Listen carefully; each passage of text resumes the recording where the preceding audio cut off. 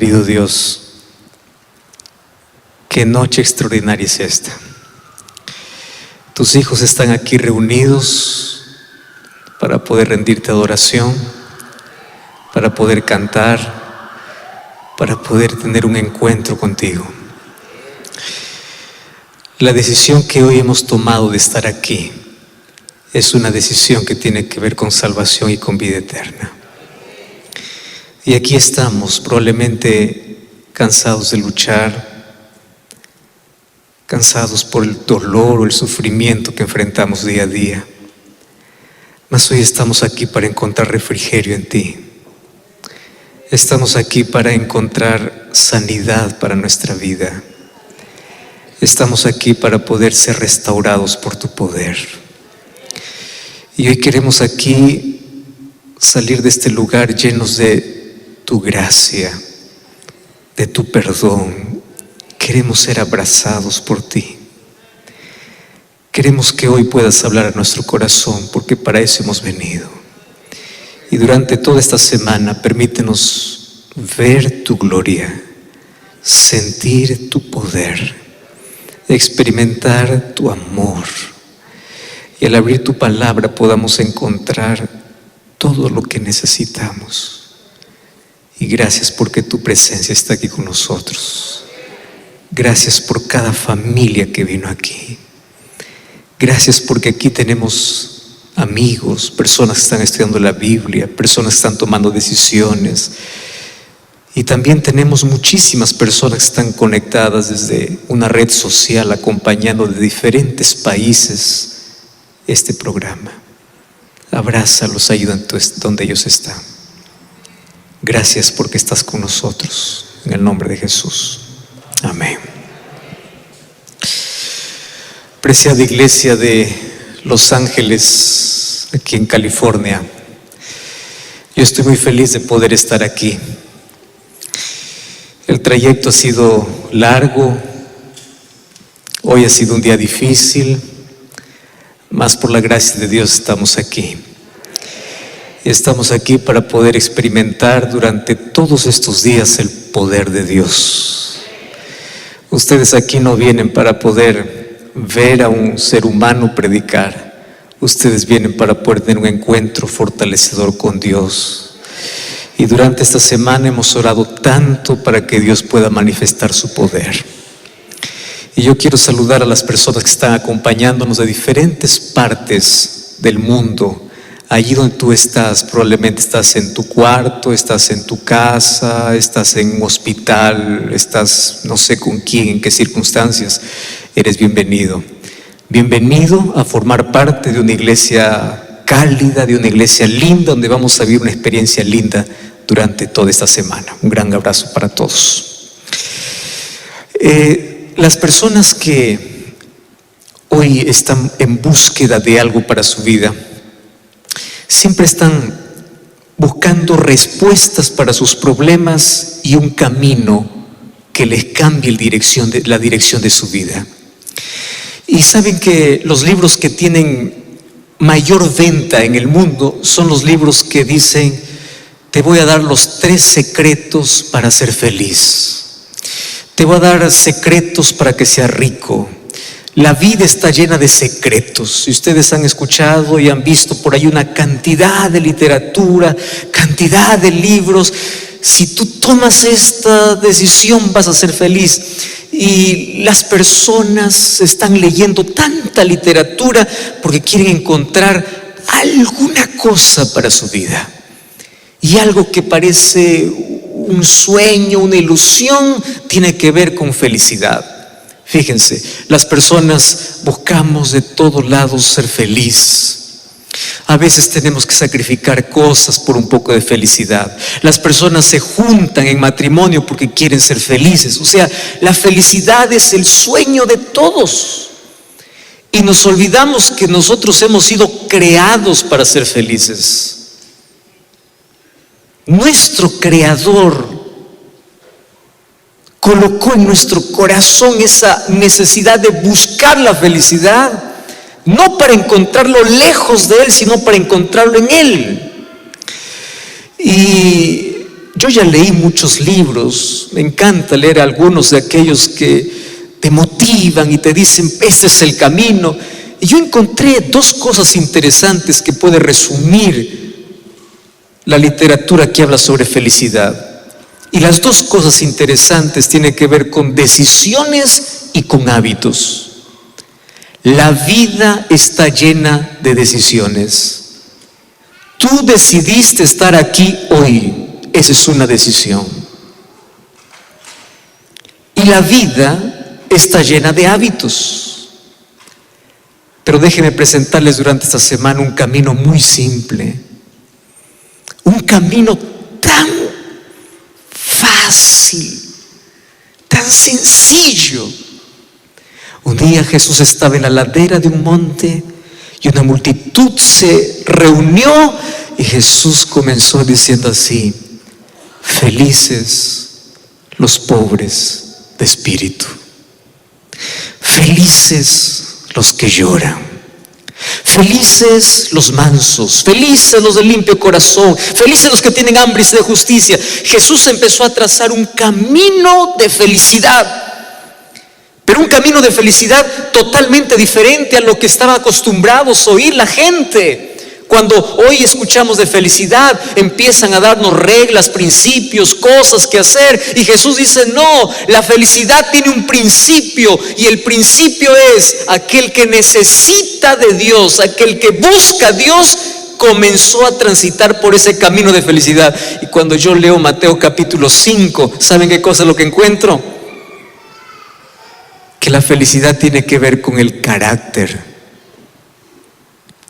La felicidad no tiene que ver con circunstancias. La felicidad no tiene que ver con logros. Claro que los logros de esta vida nos dan felicidad. Cuando tú te gradúas, cuando te casas, cuando tienes tu casa, cuando tienes tu trabajo, cuando comienzas a hacer algo, te da felicidad. Pero ¿cuánto dura? 1 hora, 2 horas, 1 semana y acaba. Pero la felicidad que nunca termina tiene que ver con un carácter manso, tiene que ver con un corazón limpio, tiene que ver con la necesidad de Dios, tiene que ver con reconocimiento. Y a mí me encanta porque cuando Jesús dice bienaventurados, Jesús está hablando de el carácter que deben tener todos aquellos que son llamados para su reino. Pero saben, esta semana no vamos a hablar sobre Mateo 5. Esta semana vamos a hablar sobre el último libro de la Biblia, el libro de Apocalipsis. ¿Y qué tiene que ver el libro de Apocalipsis con la felicidad? Y esto es lo primero que hoy quiero decirles a ustedes. Apocalipsis para muchos es un libro de terror. Tanto así que las diversas películas que quieren mostrar catástrofe, que quieren mostrar guerras, que quieren mostrar alguna cosa terrorífica, ¿qué título colocan? Apocalipsis. Mas durante esta semana vamos a ver que Apocalipsis no es catástrofe. Apocalipsis es esperanza. Y como si fuese poco, Apocalipsis es un libro que habla sobre la felicidad, tanto así que en Apocalipsis durante toda esta semana vamos a encontrar 7 bienaventuranzas. 7 veces en Apocalipsis dice bienaventurados. ¿Y qué significa bienaventurado? Feliz. Durante estas noches vamos a hablar de un camino de felicidad mostrado en Apocalipsis. Y estas bienaventuranzas tienen que ver con promesas que Dios da para su pueblo, promesas que Dios da para su iglesia. Y hoy vamos a hablar por lo menos de 2 bienaventuranzas que por ser tan semejantes lo vamos a juntar en apenas una. ¿Y por qué 7? Ustedes van a ver que en Apocalipsis muchos se va a repetir la serie de 7. Van a encontrar 7 iglesias, van a encontrar 7 plagas, van a encontrar 7 trompetas, van a encontrar 7 sellos, van a encontrar 7. El número 7 se va a repetir. Porque 7 aquí representa la plenitud y la perfección de Dios. Pero más me encanta porque en Apocalipsis también encuentro 7 promesas en 7 bienaventuranzas. Y cuando hablo de Apocalipsis, yo no puedo dejar de hablar que Apocalipsis es un océano. Y ustedes saben que en el océano todos los ríos desembocan, llegan al océano. Apocalipsis es el océano donde todos los libros del Antiguo y del Nuevo Testamento, ¿saben a dónde desemboca? En Apocalipsis. Tanto así que tenemos más de 400 textos bíblicos del Antiguo Testamento allí en el libro de Apocalipsis. Por eso es que este es un libro que muchos tienen miedo de abrir. Y les voy a decir por qué. Porque cuando tú comienzas a leer Apocalipsis, tú tienes 2 opciones: o quedarte en la orilla o sumergirte. Y hay muchos que miran desde la orilla y dicen: no, yo no puedo meter, yo no puedo entender, yo no puedo entrar, y solamente se quedan en la orilla. Muchos desprecian el libro de Apocalipsis. Mas hoy tenemos el privilegio de poder sumergirnos, entrar, porque cuando entramos al libro de Apocalipsis y al encontrar el tesoro de este océano, vamos a encontrar que el personaje principal es Jesús. Y Apocalipsis capítulo 1, versículo 1 comienza diciendo así: la revelación de Jesucristo. No dice la revelación de catástrofes, no dice la revelación del mal, no dice la revelación de las bestias. Claro que habla de bestias, claro que habla de catástrofes, claro que habla de plagas, claro que habla de juicios, pero la revelación en Apocalipsis es de Jesús. Jesús es quien va a ser revelado. Es la revelación de Jesucristo. Era más o menos el año 96 de nuestra era. Allá en Roma existió un emperador llamado Domiciano. Domiciano, como los otros emperadores, odiaba tanto a los cristianos. Y tantos eran perseguidos los cristianos, que inclusive el Coliseo romano, en el día de su inauguración, sacrificaron miles de cristianos. Y esos emperadores se encargaron de matar a uno por uno a todos los discípulos de Jesús, hasta que sobraba uno que no podían silenciarlo. El último, ¿quién era? Juan. ¿Saben cuántos años tenía Juan? 90 años. ¿Hay alguien aquí de 90 años en esta reunión? Dios te bendiga. ¿Alguien más? 90. Imagínate, a los 90 años. Dice la tradición que a esa edad Juan fue lanzado a un perol de aceite hirviendo para ser muerto. Y Dios lo protegió. Yo no sé si ustedes alguna vez se han quemado con solamente un poquito de aceite que salpicó.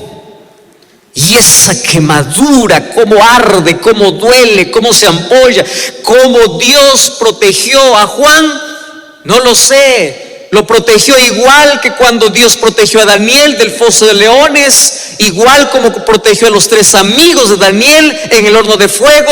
Así lo protegió a su siervo, a su último discípulo, al discípulo amado.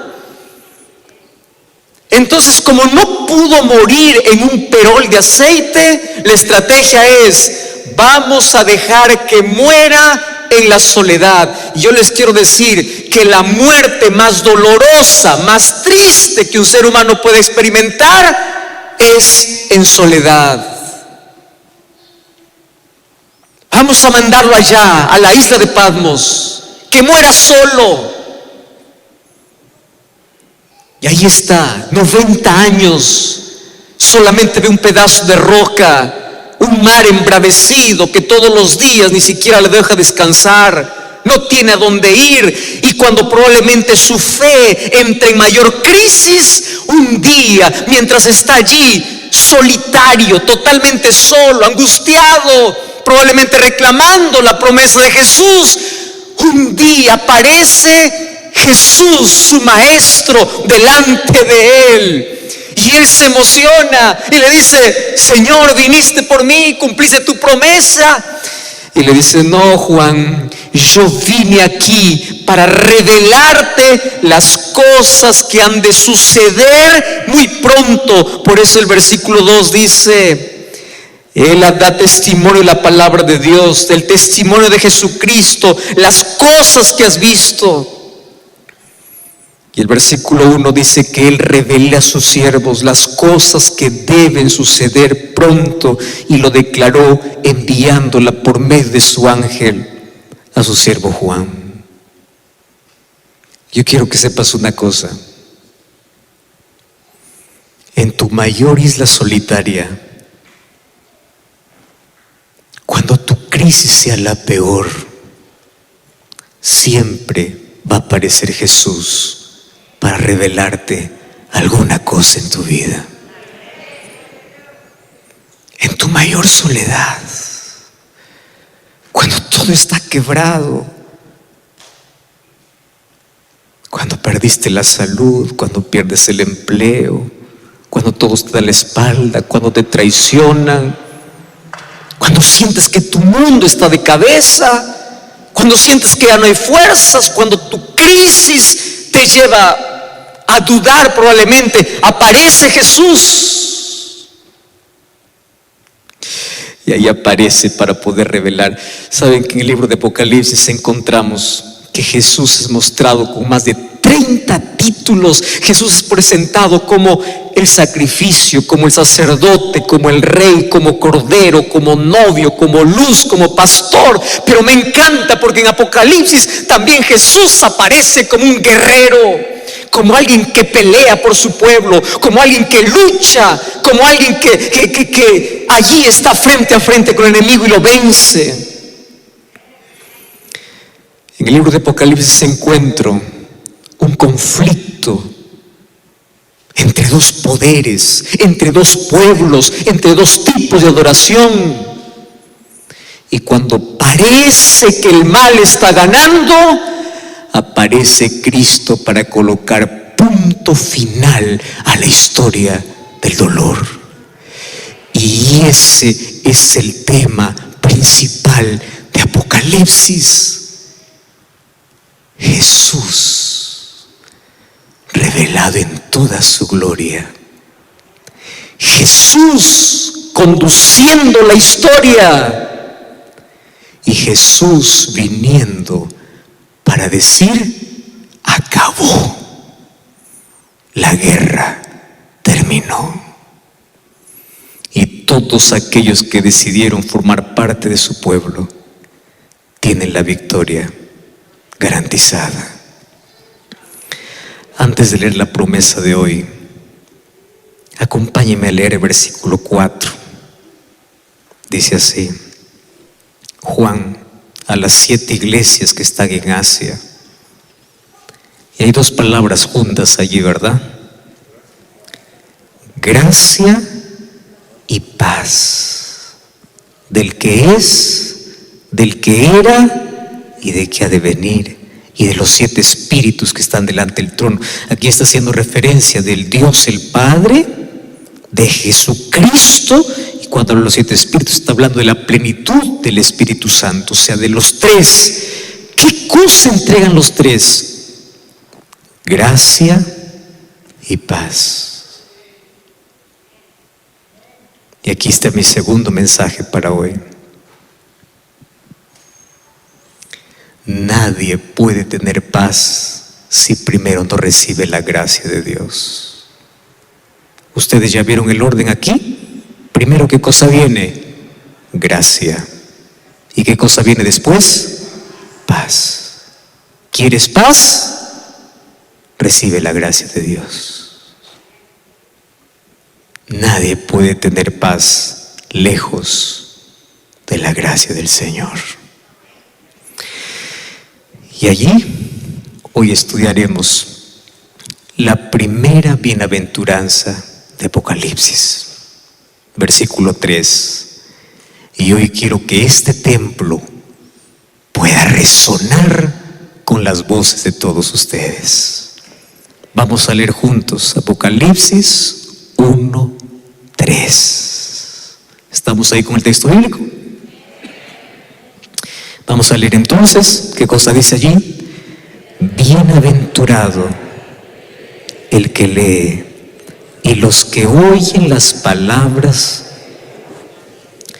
y guardan las cosas que en ellas están escritas, porque el tiempo está cerca. Pero no es suficiente, porque durante esta semana vamos a leer 7 veces bienaventurados. Y yo quiero que para que esta noche vayas a casa masticando, saboreando, otra vez pueda repetir una vez más. ¿Qué cosa dice? Bienaventurado el que lee. ¿Qué más? Los que oyen. ¿Qué más? Los que guardan. Porque el tiempo está cerca. ¿Ustedes sabían que Apocalipsis 1:3 se va a repetir de manera parecida en Apocalipsis 22? Vamos a Apocalipsis 22. Apocalipsis 22, versículo 7. Cómo me encanta cuando escucho el sonido de las hojas de la Biblia. Ustedes saben que es el sonido que el diablo tiembla. Es el que ustedes están haciendo ahora. Apocalipsis 22:7. ¿Qué cosa dice ahí? Bienaventurado el que guarda las palabras de la profecía de este libro. Muy bien. Vamos a juntar entonces 2 bienaventuranzas. Bienaventurado el que lee, el que oye, el que guarda. Y otra vez, bienaventurado aquel que guarda las palabras de las profecías de este libro. ¿Por qué comienza con feliz es el que lee? Y yo quiero que ustedes puedan prestarme toda su atención aquí, lo que voy a decir. Feliz el que lee y el que oye y el que guarda. ¿Por qué? Porque tú eres aquello que escuchas, aquello que ves, aquello que lees. Lo que haces tiene que ver con tus sentidos.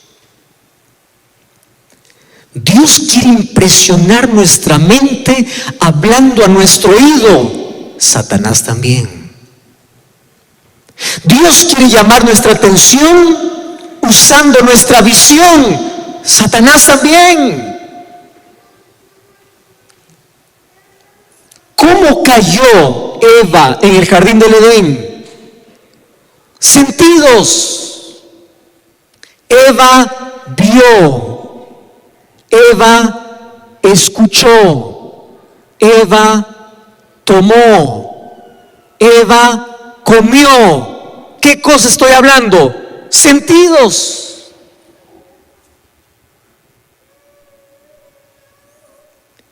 Y aquí comienza el texto diciendo, ¿quieres ser feliz? Lee, oye, usa tus sentidos para colocar tu vida en sintonía con Dios. Y eso se logra a través del estudio de la palabra.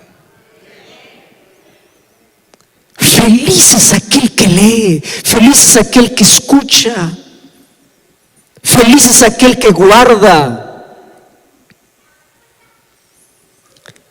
Ustedes saben que el diablo siempre quiso desaparecer de todas las bibliotecas del mundo la Biblia. ¿Por qué tanto odio a la Biblia? ¿Por qué tanto odio? Ustedes saben que la Biblia fue perseguida, fue difamada, fue quemada en plena plaza pública.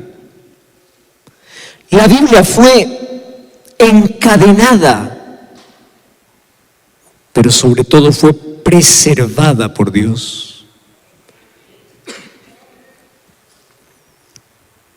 Hace mucho tiempo la Biblia fue prohibida. Voltaire, un filósofo francés y escritor y abogado, él dijo así: en 100 años el cristianismo desaparecerá y la Biblia será apenas un libro de mitología.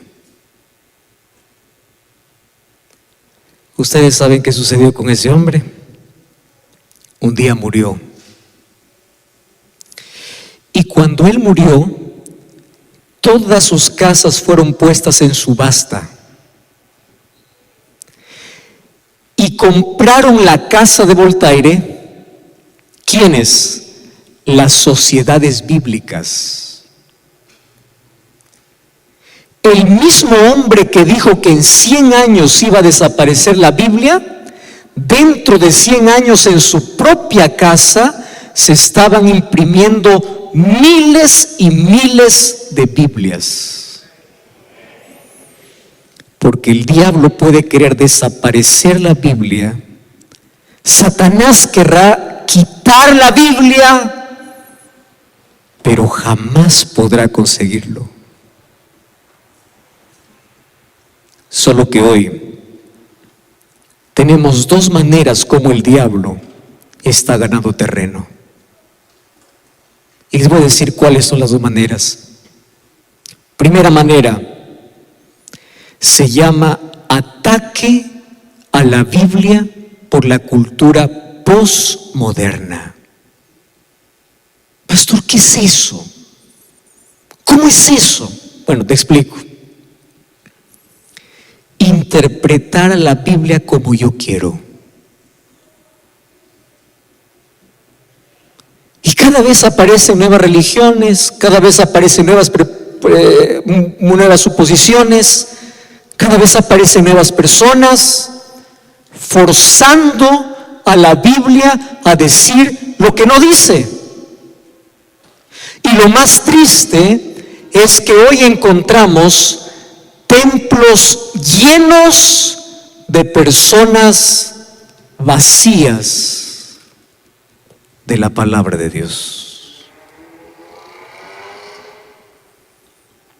Templos llenos, personas vacías, cultos donde no se abre la Biblia, donde la Biblia permanece cerrada.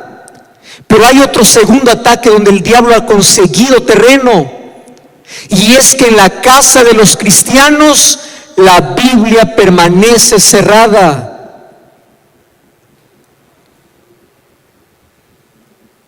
Tú sabes que el diablo, cuando intentó quemar la Biblia, pensó quitarla de todas las casas de la gente, pero después cambió de estrategia y dijo: no, yo voy a permitir que la Biblia pueda estar en todas las casas de la gente, pero le voy a llenar de tanto trabajo que no tengan tiempo para leerla. Tanta distracción, tantas actividades, tantas cosas que no hay tiempo para leer la Biblia. Y en el nombre de Dios te digo, tú no necesitas destruir la Biblia para destruir tu fe. Basta mantener cerrada la Biblia y tu fe está siendo destruida. Y yo ya les mencioné más o menos al comienzo, el diablo no le tiene miedo a una persona que va a la iglesia. No, el diablo le tiene miedo a aquel que cuando llega de la iglesia a su casa, abre su Biblia. A ese le tiene miedo.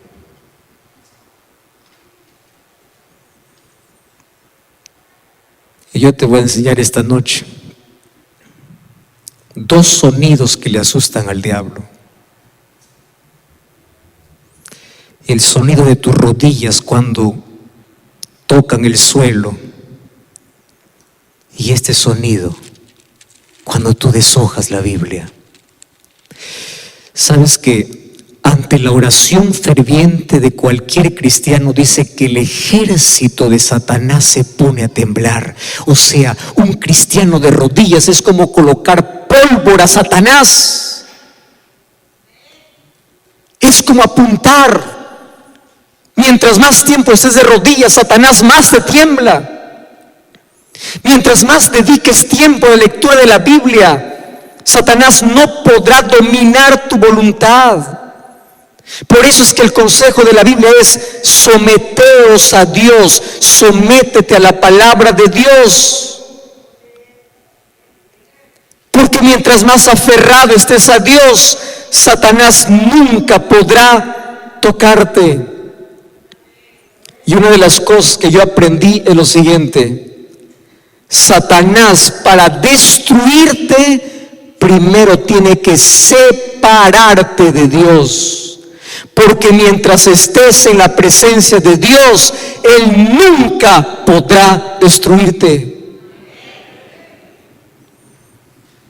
¿Y sabes cuál es la manera más elegante de separarte de Dios? No es sacándote de la iglesia, no. La manera más sutil de separarte de Dios es que tú no encuentres tiempo para leer la Biblia. Allí comienza la separación.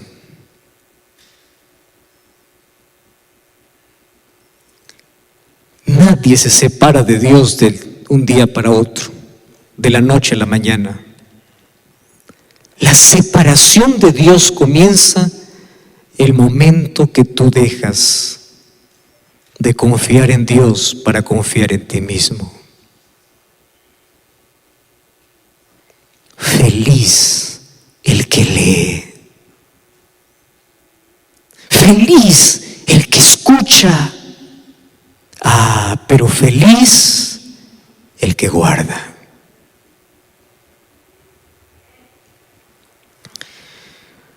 ¿Por qué el diablo tanto le da miedo que abras la Biblia?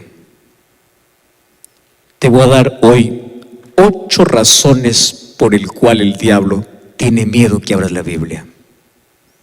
Y yo quiero que tú esto lo anotes aquí en tu mente.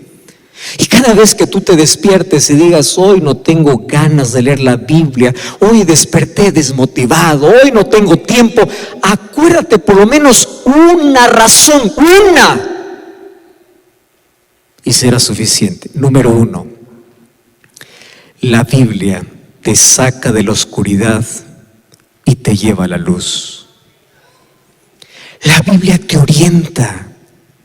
Salmo 119, 105 dice: lámpara es a mis pies tu palabra. La Biblia te evita heridas en la vida. Cuando tú vas a Lucas 11, 28 dice: felices los que leen y los que guardan, dice Jesús, su palabra. La Biblia te da consuelo y esperanza. Romanos 15, 4 dice: que lo que se escribió en las Escrituras es para llenar nuestro corazón de esperanza, de consuelo, que tanto necesitamos en nuestro tiempo. La Biblia nos santifica, dice Juan 17:17. La Biblia nos enseña a vencer el pecado, dice Salmo 119:11. La Biblia nos ayuda a resistir las tentaciones, dice Mateo capítulo 4. La Biblia aumenta la fe, dice Romanos 17. Pero hay algo más. ¿Tú te acuerdas de la parábola del buen sembrador?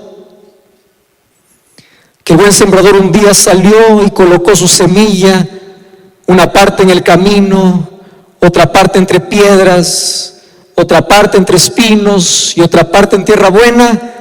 La parábola que Jesús contó, pero el libro de Lucas dice, mira el énfasis, la semilla, ¿qué cosa es? La palabra de Dios. Ahora, préstame atención aquí. ¿Por qué la palabra de Dios es considerada una semilla? Porque la semilla tiene vida. Yo no sé cuántos de ustedes vienen del campo, son agricultores, han sido agricultores o conocen el trabajo de la agricultura. Yo vengo no de la ciudad, yo crecí en el campo, allí en medio de gallinas, de pavos, sembrando arroz. Yo con mi padre cuando era niño cultivaba arroz. Yo aprendí a sacar el arroz, a cultivar, a abonar, a deshiervar, a sembrar, a cosechar, todo ese proceso. Y una de las cosas interesantes es cuando mi papá separaba más o menos unas 2 sacos allí de arroz para poder sembrar, lo remojaba allí, después lo cubría, y como esos granitos así pequeños de arroz comenzaban a reventar, y allí ¿qué cosa salía? Salió una pequeña hojita verde, y ese es el momento para poder regar allí en una poza que ya está preparada, y se lanzaba la semilla, y como ese granito tenía vida y comenzaba a crecer. La palabra tiene vida. Por eso es que cada vez que tú permites que la palabra de Dios entre en tu corazón, está implantando en ti esperanza, consuelo, vida. Tú quieres tener vida, plenitud de vida. Dedica tiempo para abrir la palabra. Lee, escucha, guarda. El diablo no quiere quitarte la vida que Dios colocó para ti. Quiere arrancar de tu vida. La palabra de Dios tiene vida. Y ahí le vas a encontrar 3,573 promesas de Dios. Una promesa para cada circunstancia. Y yo quiero compartir con ustedes un texto que a mí me llamó poderosamente la atención, y aquellos que siguen siempre los programas que yo hago, repito siempre y siempre y siempre este texto. Dice así, Felicidad Abundante, página 44. Nada mejor para fortalecer la inteligencia que el estudio de la palabra de Dios, porque ningún otro libro es tan potente para elevar los pensamientos, para dar vigor a las facultades, como las ennoblecedoras verdades de la Biblia. Si se estudiara la palabra de Dios como se debe, los hombres tendrían grandeza de espíritu, nobleza de carácter y una firmeza de propósito que no se ve en este tiempo. Un día, Dios le dijo a Josué: esfuérzate y sé valiente. Y hay muchas personas que dicen: pastor, yo me esfuerzo y caigo, porque probablemente tu esfuerzo esté donde no debes esforzarte. ¿Cuál es el esfuerzo que Dios le pidió a Josué? Cuando tú vas a Josué capítulo 1 versículo 8, dice así: esfuérzate de poner en práctica las palabras de este libro. Esfuérzate en leer este libro. Tu esfuerzo tiene que ser para que cada mañana, cada día, encuentres ese espacio para poder escuchar a Dios hablándote. Y Salmos capítulo 1, versículo 3 dice: bienaventurado es el hombre que no anduvo en consejo de malos, ni estuvo en camino de pecadores, ni en silla de escarnecedores sentado, sino que en la ley de Jehová medita de día y de noche. Será como árbol plantado junto a corrientes de agua, que da su fruto a su tiempo, su hoja no cae, y todo lo que hace prosperará. ¿Quieres prosperidad? ¿Quieres que tus hojas no caigan? ¿Quieres dar fruto? ¿Quieres que tus raíces sean profundas? ¿Quieres mantenerte en pie en las crisis? ¿Quieres en los problemas, cuando la vida te sacuda, permanecer en pie? Entonces medita, escucha, guarda. ¿Y qué cosa es meditar?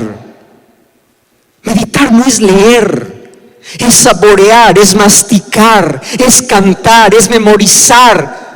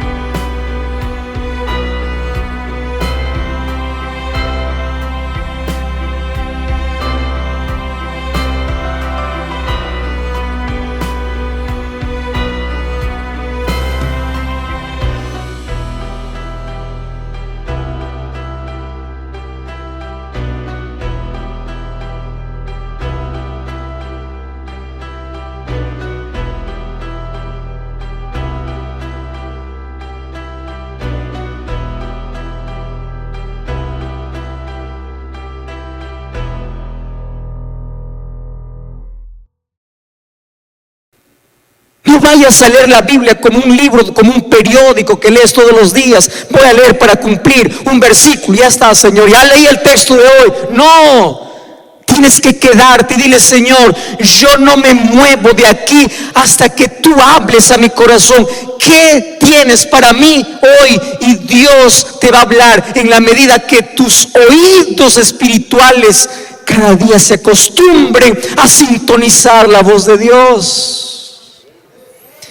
Y cuando tú escuchas su voz, tú necesitas hacer lo siguiente: guardar.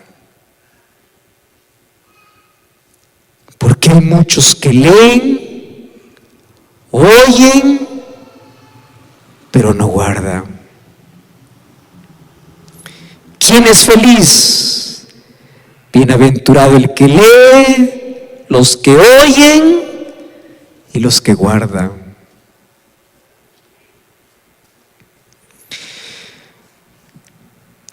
Jesús contó una parábola.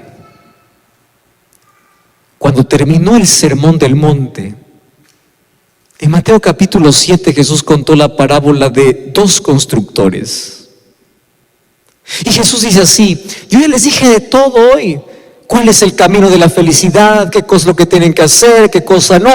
Y cuando Jesús está cerrando su sermón, que lo hizo de una manera extraordinaria, de manera tan simple, Jesús cierra y dice así: bueno, yo voy a comparar a aquel que me escucha y aquel que obedece a un hombre prudente,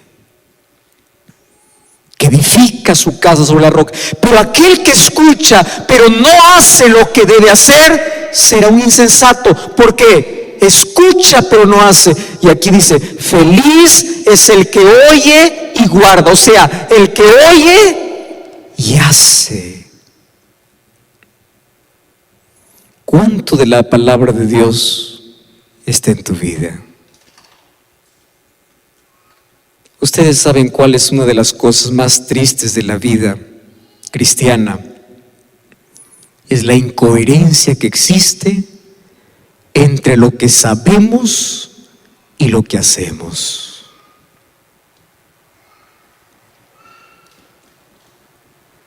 Y en esta noche yo te voy a hacer una invitación en el nombre del Señor. Escúchame aquí. La vida cada vez va a ser más difícil. A medida que avance el tiempo, mayores adversidades van a venir. Esta no es una noticia linda que te estoy dando. Cada día cada uno vive su propia lucha, cada uno vive su propio problema, nadie conoce. Cada uno vive su propio drama, pero cada vez se intensifica más. Cada vez vamos a ser más sacudidos, cada vez vamos a ser más, las adversidades van a llegar a nuestra vida.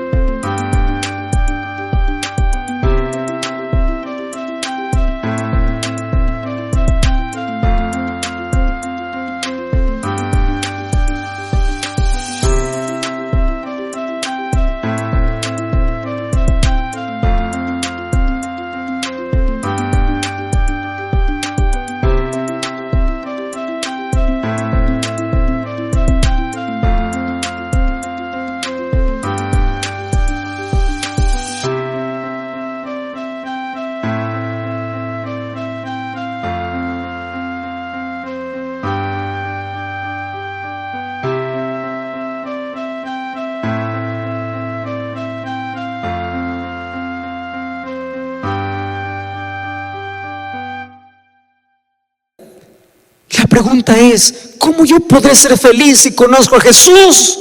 ¿Cómo yo podré ser feliz siendo cristiano en medio de tanta dificultad? ¿Es posible? Sí, cuando la palabra de Dios está sembrada en mi vida. Y una de las cosas que aprendí en la vida es que cuando tú sacas a la palabra de Dios de tu vida, las dudas comienzan a crecer. Tú quieres una respuesta para cada problema. ¿Sabes por qué quieres una respuesta para cada problema? Porque no encuentras una promesa para cada problema. Quieres una respuesta para todo lo que te sucede en la vida. ¿Sabes por qué quieres una respuesta? Porque en tu corazón no está la palabra de Dios. Y la duda comienza a crecer. Mis queridos, una de las cosas tristes que estamos viviendo hoy es que hay muchos cristianos que están intentando servir a un Dios